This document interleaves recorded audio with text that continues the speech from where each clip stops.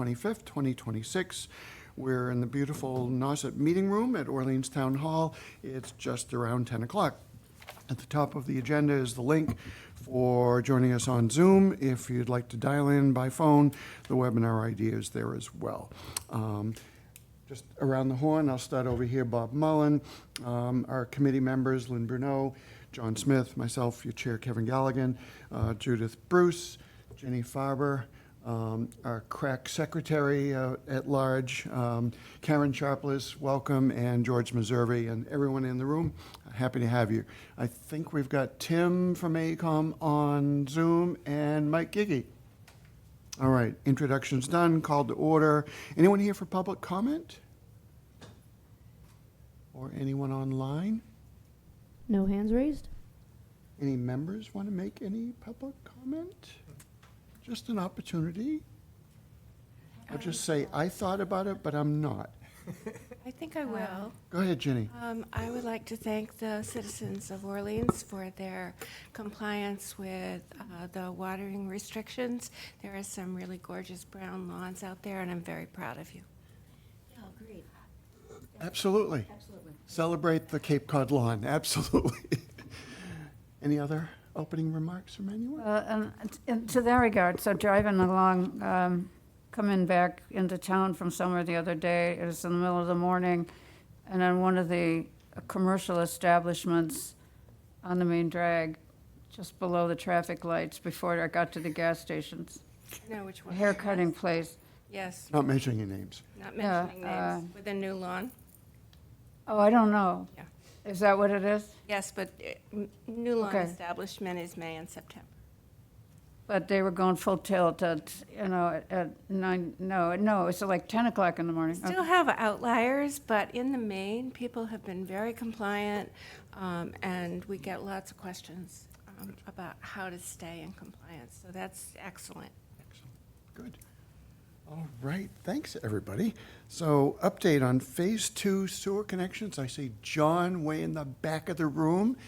And Tim, you kind of are our tag team on how are we going with connections, and is there anything we can do as a board to help?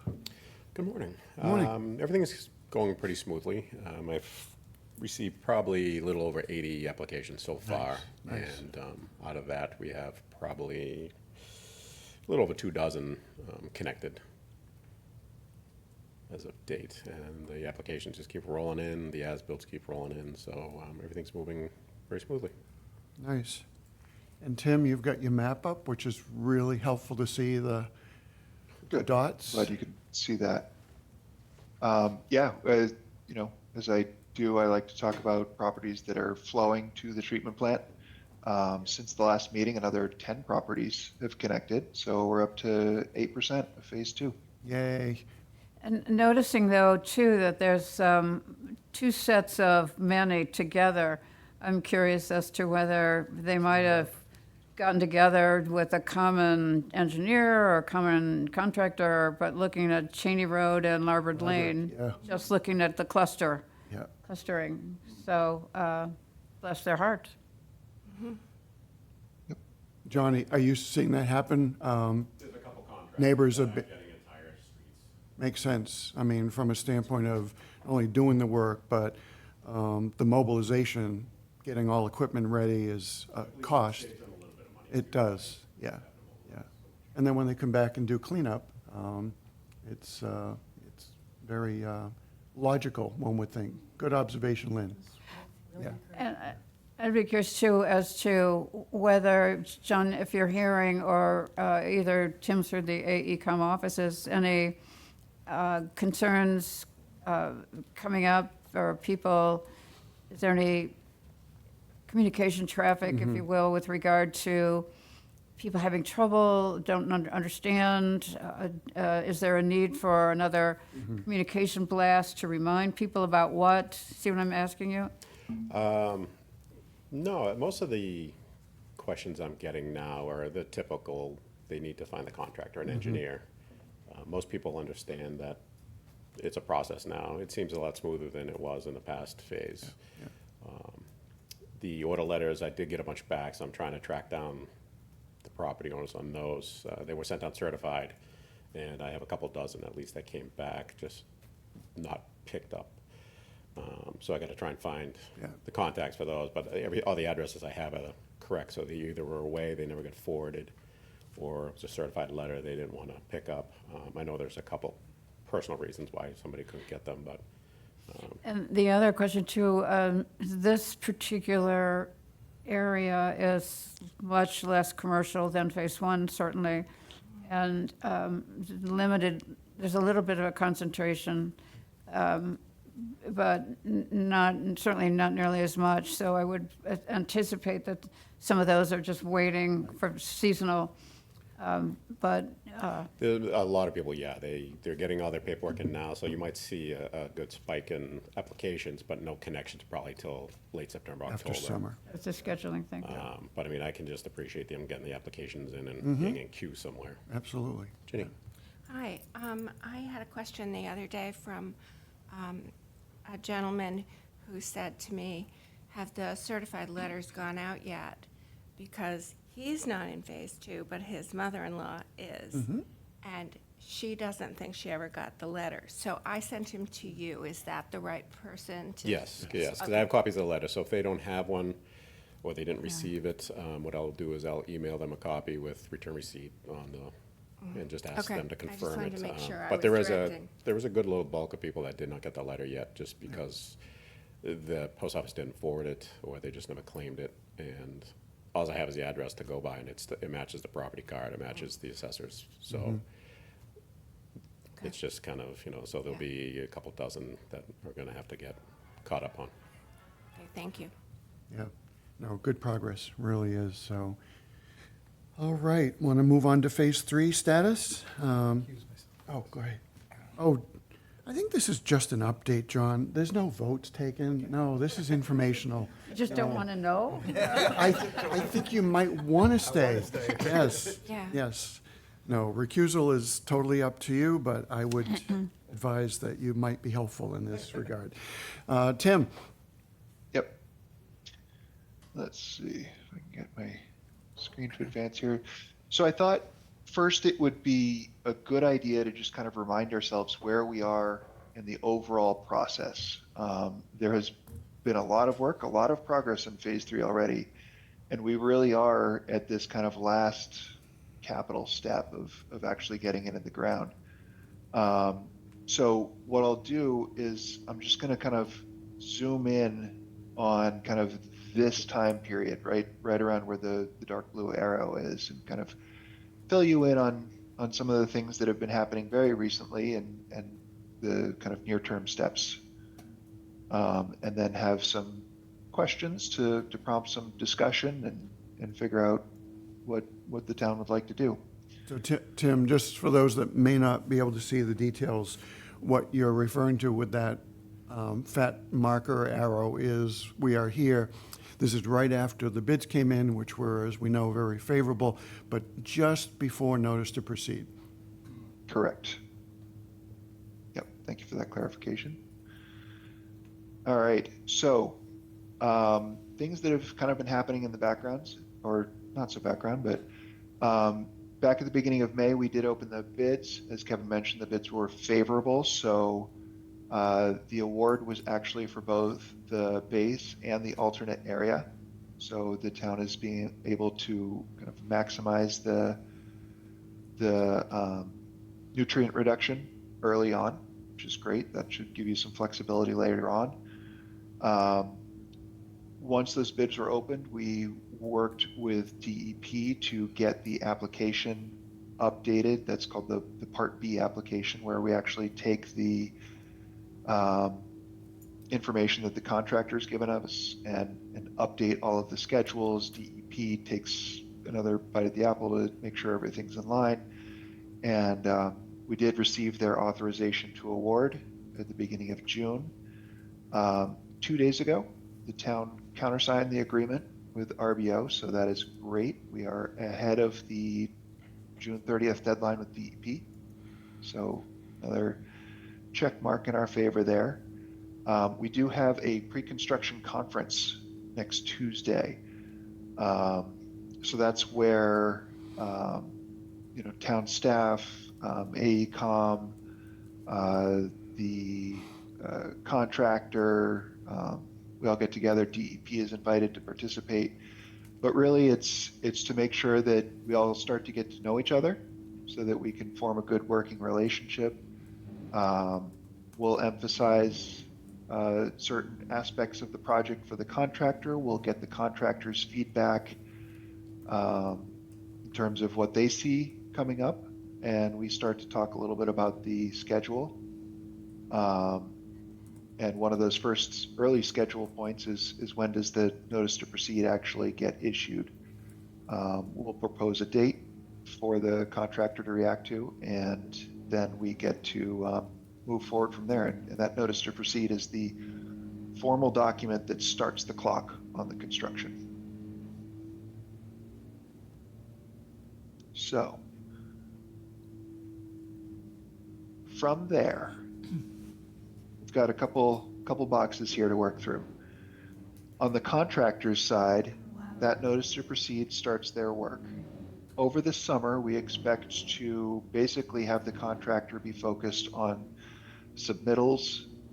So looking at their baseline schedules, their various plans such as safety and dewatering, all that stuff comes in. They'll start getting us a lot of information about the products that they're going to build the project with, and we'll review those and release them for production if they're compliant with the specifications and plans. We may see a little bit of mobilization over the summer, but really we should expect the groundbreaking to happen probably in the early fall. That's something that we'll be talking to the contractor about next week to see if their vision for this project is aligned with that. And then that'll be confirmed through their schedule process. So that's kind of the contractor's view of the project. One of the important touch points that we have with the residents of Phase 3 is the connection sketches.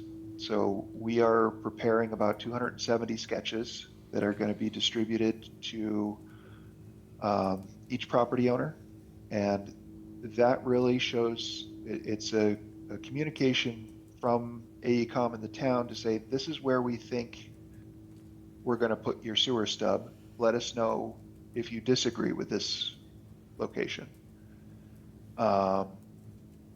So we can receive that feedback from the property owner. In the past, we've gotten plans, marked up plans mailed back to us. Other times they've said, hey, could you come out and talk to us about this in the field? Or sometimes property owners, even at this early stage of the game, know what engineer they're going to want to work with when it comes time to design the connection. And so property owners are very welcome to talk to other engineers and get their perspective on, hey, for your plumbing layout, for what you intend to do with your property, hey, maybe we want to shift your lateral connection one direction or the other. So really the property owner and anybody they're working with on improvements of their property are really going to be the authorities on where that goes. And we want to give everybody the chance to participate in the design of their lateral stub at this early stage in the game. Once we get that feedback from the property owners, if they do want to make changes, those get issued as field orders to the contractor, and those get worked into the overall construction schedule. So we're looking to finalize those sketches in early July. I think it makes sense to get those mailings out to the property owners probably later in July. One of the things that, and John probably has some good perspective on this, is do we want to just send it regular mail, certified, return receipt, that sort of thing? But that decision is going to need to be made. And then we're thinking probably as we send a letter along with the sketches so that people know what they're receiving, and we'll have a deadline in there to get that feedback. I think, assuming that the contractor isn't going to be out there working on these streets until the fall if we can get feedback in September, that gives people a couple months to think about this and work on it. So that's that touch point. So Tim, And just then, jumping in, only because I know Lynn raised the outreach communication. I can see definitely, and George, our next meeting is July 9th, right? So we might want to put communication outreach, just so we're coordinating on that, because I think, you know, not necessarily an informational meeting, but given that construction activities will be happening in the field gradually, as well as the sketches, and, you know, depending on how you decide to mail them. I think in the past they were just regular mail, but I think we'd want to coordinate. I'm looking at Ginny mostly from Board of Water Sewer Commissions, but, you know, the more we can do to let people know these are out there and that we're welcoming their feedback with a date certain, Tim, is always helpful. So that it's not like the day before the contractor shows up. Oh, you want your stub moved? Well, would have been nice to know that about a year ago. So, Ginny. This is a little sidetrack, but relevant. Friends of Lonnie's Pond has already set up two events this summer, one with a speaker about phase two, and a second one in August with someone to do Q&A. If any other organizations want to do that, great that's good. But I think that is a very positive sign that they're getting ahead of it. Yep.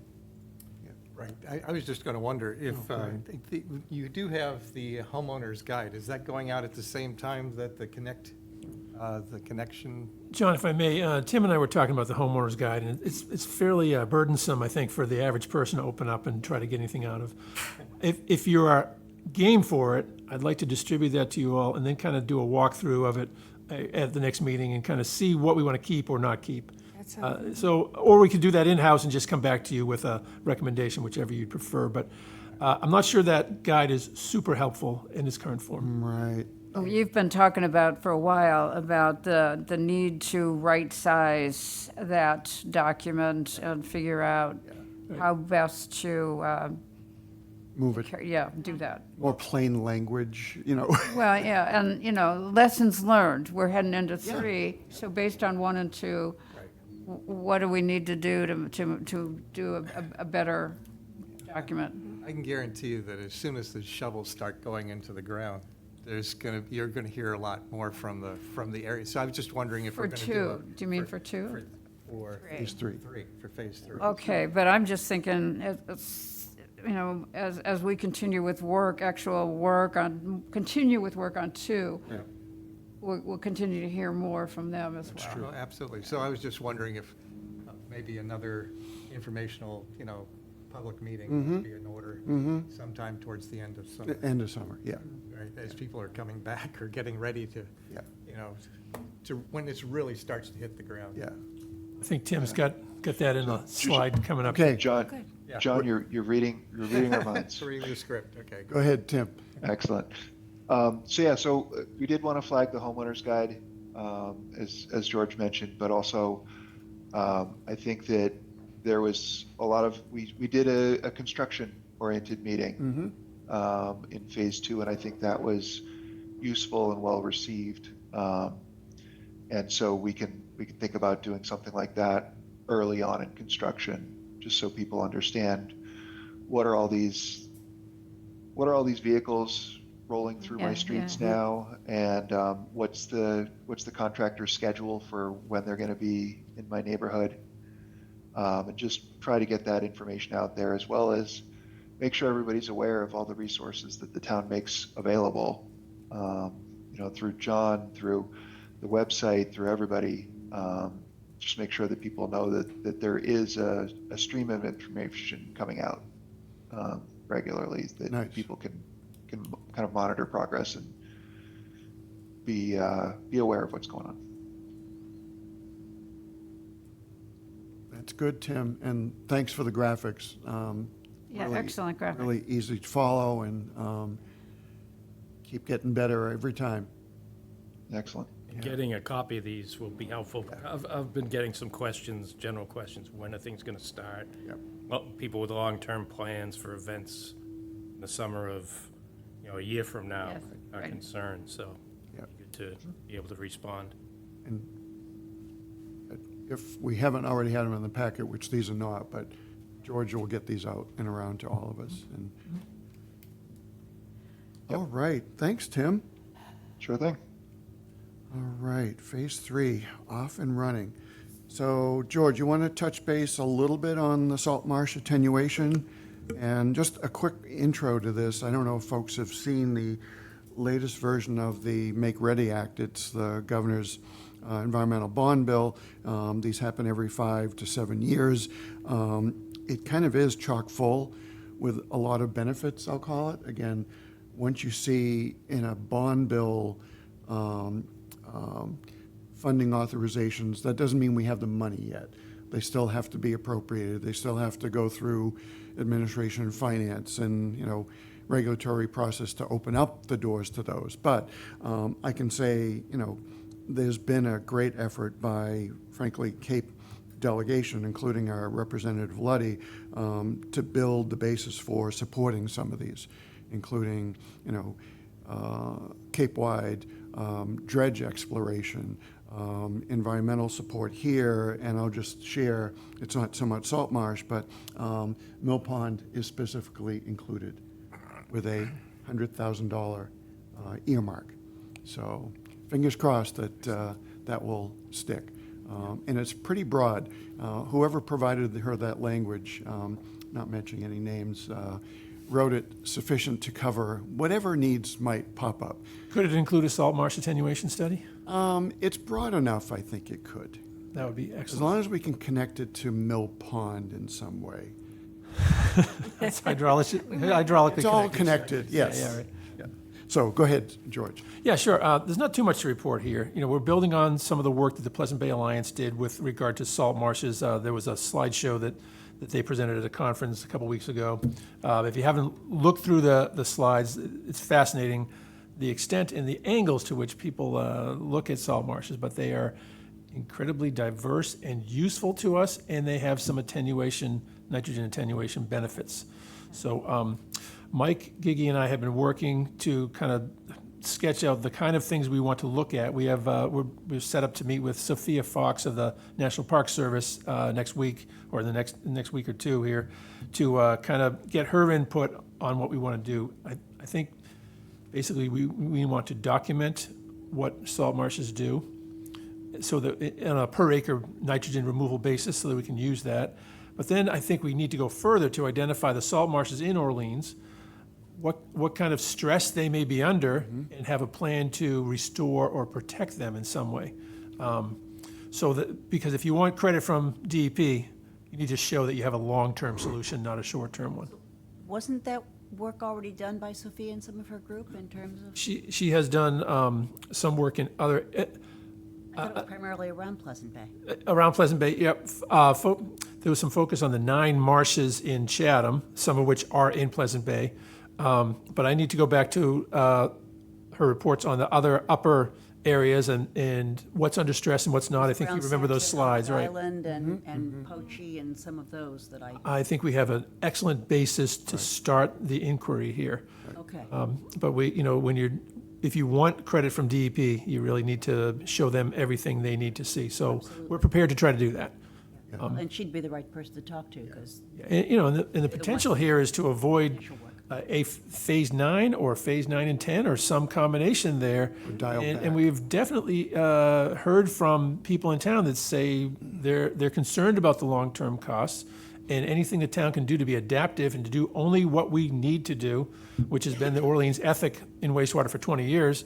I think we're on our way to explore this. So, And prioritizing too. yeah, notwithstanding an environmental bond bill, potential funds, we would be seeking money in the fall. So Mike and I have a plan to get to the point of a scope with a cost, so we can seek money at a fall town meeting if necessary. And this is probably a winter project that culminates about this time next year. So I could see kind of the opening of the scope that you might write, George, would be specific to meet the scientific data requirements of DEP to enable Orleans to claim credit for and support the healthy marsh systems in the bay, something like that. Right. But given that that's the primary focus, again, it's funny what I can open a book and pass out reading after page 7, but then I enjoy reading an environmental bond bill, every line. But the one thing that we want to make sure we capture is, believe it or not, even though it's not focused on wastewater, but while they're doing this, document any carbon sequestration. That's another track in the environmental bond bill where there is money. The state really wants to establish, I think the words in there were a framework to be able to evaluate and take credit for carbon sequestration. And that's everything from trees to marshes. So they're really expanding this reach to document. A lot of people say, oh, we know that, but it's not quantified.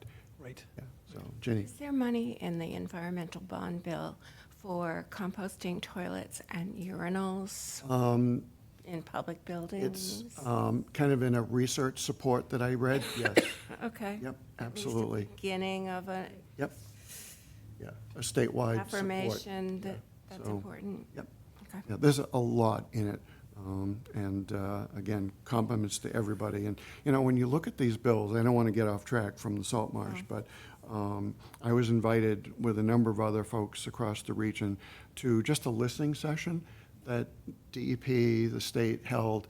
And, when you actually now read the words that got in it, it's like they were listening. They really Oh, were. wow. It gives me a little chills to see it, but, in years past, it was like you thought you were banging, against the wall.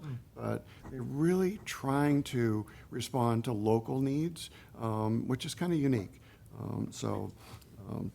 Anyway, George, so more to follow, probably see more on July 9th Yeah, yes. on this? Good. Probably the meeting after the July 9th. Okay, Yeah. all right. But again, as you said, we'll need to tee up some funding needs for fall town meeting. Right. Kevin, Sure. to your point about DEP listening, is some of what's been said too in recent meetings. There has been there's some new players in town. There's some shift, there's an evolution, there's some younger people. Is part of this that, or just change in leadership at the top, or all of the above, who knows? Don't know. Just Well, curious. again, the way it was opened back in that listening session well over a year ago was, these don't come up but every 5 to 7 years. This Environmental particular- bond bills. Okay, I And see. these Got it. set the foundation. Opportunities. Right. Yeah. So they're both visionary as well as, what a local needs. Because at the same time, they recognize, the legislature passes all these bills, the governor signs them. I mean, these are unfunded mandates in many cases. So the way to actually fund them is through bonding, and that's where this is Right. at. I was just interested in the potential change in attitude or protocol or whatever you want to call it. Yeah. And it's in part a change in the times either. Who knows? Yeah, And just be glad. it is. It's very positive, yeah. Again, if you scan through it, I tried to hone in on at least what the Cape is potential to receive, and between the Cape and Islands, it's significant, in terms of dollars for composting and support for more funding at the Alternative Test Center, the Joint Base Cape Cod Master Plan. I mean, it's significant. It really is. Not saying that, other things like flood and dam Yeah, resilience in Lowell and other areas are not significant. And frankly, when you look at the focus of need, it's like our needs seem to be able to be managed with less appropriation, less funding. Because you go after a dam in Lowell, you're talking $30 million. In here, we're just asking for 100,000 for Mill Pond, it's like. Yes, but if you one of the things that I always find ironic is that people that come from away off Cape, that come from the Midwest or from New Jersey, and I'm from New Jersey, so I can say that, and the Midwest, but they don't understand the concept. What do you mean you don't have sewers? You know, they don't understand that the Cape is just, 100 years behind, exaggerating, to make the point. And some towns don't have townwide water. And so part of this is perhaps Right. prioritizing Right. the need to get the fundamentals Right. of sewers and water to the Cape. And, the catch-up on the infrastructure before we do some of this other stuff. And okay, it's important to fix the dam or fix the flood and fix the other, but people don't have clean water. So it's kind of interesting to see where some of the prioritized funding goes. Exactly. Yeah, you're right. I mean, as you were saying that, the thing that comes to mind is, the governor and everyone wants to promote more housing, but without access to water infrastructure and now sewer, you really are hitting barriers to those projects moving forward. And then the same with economic development. You've got a restaurant that wants to open, everything from grease to, enough flow to make consumable goods available. It really relies on the resources. Fundamentals, right? I think, it's very positive to see where we're going. Thank you, Kevin. Yeah. All right, George, thanks for that update. I think you got a good track forward, and we are moving right along to minutes for approval of our meeting of June 11th. And I'll just comment, Lynn and Karen have a really good process going, so these are frankly the best minutes in the world. They really are. Move to approve as tweaked. Tweaked. Second. Any further comments on the minutes? All in favor? Aye. Aye. Minutes are approved. George did tee up already a couple of items. We'll certainly hear from you guys on your designating, or call them sending committees, those moving along. I know the select board did move me to another year. Have you guys all I'm done. done? You're good?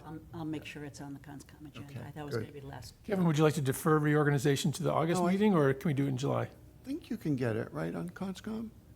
Between now? Okay. We should be good. Okay, good.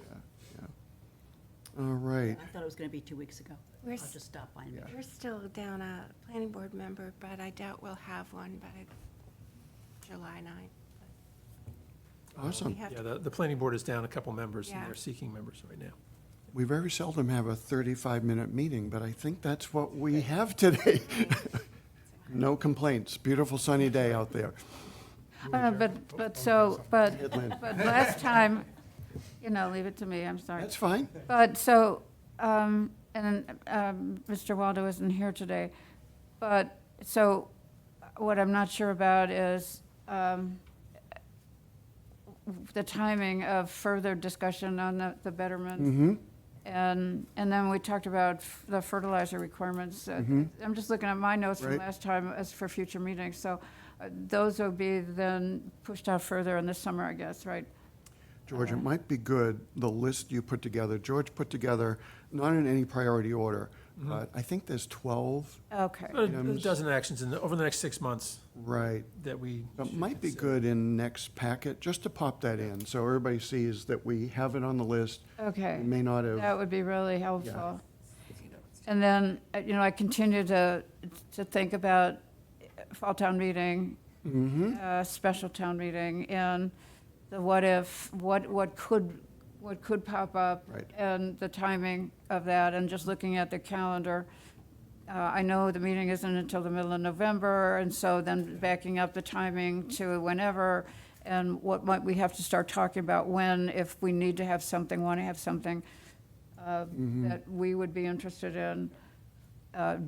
Do we start talking about that in August? That's all. and Yes, one thing on that, and George has it on the list, but we do want to reach out to our friends in Falmouth on the urine diversion efforts that they're doing, only because I do want to be Responsive. responsive to Mr. Abel, who I did say, we'll look at it, and we should. But I'd like to learn how they're doing, and, you know. Yeah, I've been in touch with several of them, Kevin, and the main principal person, I haven't been able to get on the phone, but they are just getting started with their Well, two-year pilot. let's hear So let me get you the basic facts around the pilot program project, and then I don't know that you'll have output from it for some period of time. Well, For what is the program and what is their approach exactly, and. the numbers and Yeah, the numbers, yeah. But, I mean, George, even if they could come in by Zoom, I know, you know, I trust your honesty and integrity and, you know, reporting. but I'd rather have somebody speak directly to you, It sure. actually would be good if they're Right. just on by Zoom, because we'll get a sense of, you know, Yes. kind of Yeah. the real contact. And, you know, I know Elaine, Chair of Finance, is here, and, you know, Elaine, if we get this posted, I'd really like to share it with David and anyone interested, just to hear, you know, that Yeah, absolutely. we're listening, we are definitely planning, but we want to do it in the right time, you know, when it's ready. Good. All right. Thank you. I think I heard a motion to adjourn. Motion to adjourn? Second. Second, all in favor? Aye. All right, thanks.